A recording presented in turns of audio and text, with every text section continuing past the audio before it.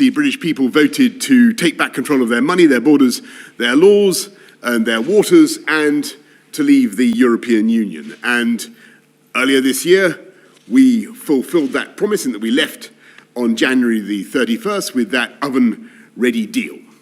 Since that time, we've been getting on with our agenda, enacting the points-based immigration system that you voted for and that will come into force on January the 1st, doing free trade deals with 58 countries around the world, and preparing the new relationship with the EU. And there have been plenty of people who have told us that the challenges of the COVID pandemic have made this work impossible and that we should extend the transition period and incur yet more delay. And I rejected that approach precisely because beating COVID is our #1 national priority, and I wanted to end any extra uncertainty and to give this country the best possible chance of bouncing back strongly next year.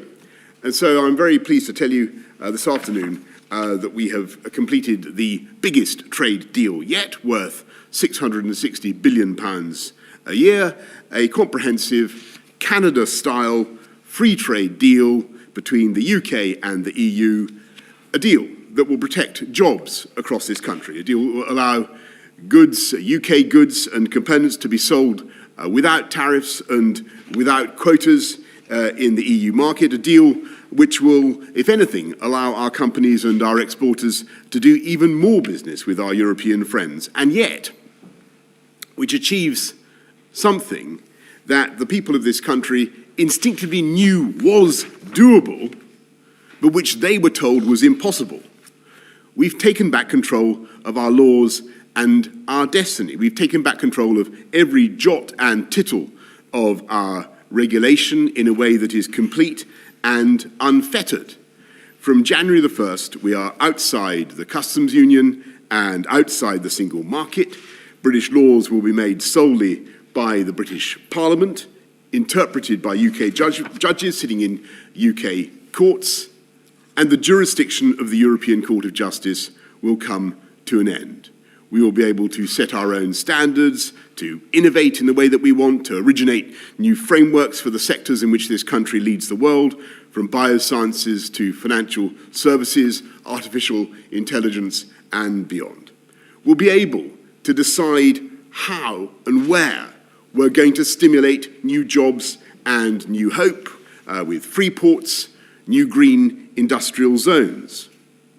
We'll be able to cherish our landscape and our environment in the way we choose, backing our farmers, backing British food and agricultural production. And for the first time since 1973, we will be an independent coastal state with full control of our waters, with the UK's share of fish in our waters rising substantially from roughly half today to closer to 2/3 in 5.5 years' time, after which there is no theoretical limit beyond those placed by science or conservation on the quantity of our own fish that we can fish in our waters. And to get ready for that moment, those fishing communities will be helped with a big £100 million programme to modernise their fleets and the fish processing industry.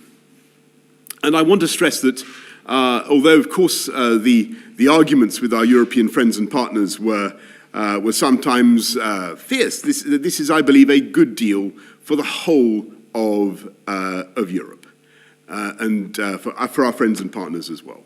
Drive jobs and prosperity across the whole continent. And I don't think it'd be a bad thing if we in the UK do things differently or take a different approach to legislation, because in so many ways our basic goals are the same.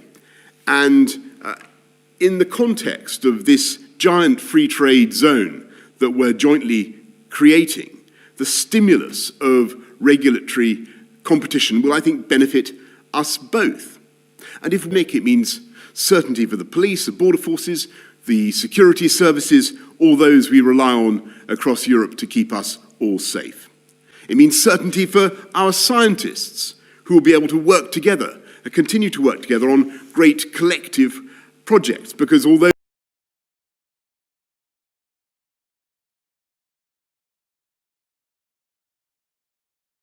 And above all, it means certainty for business.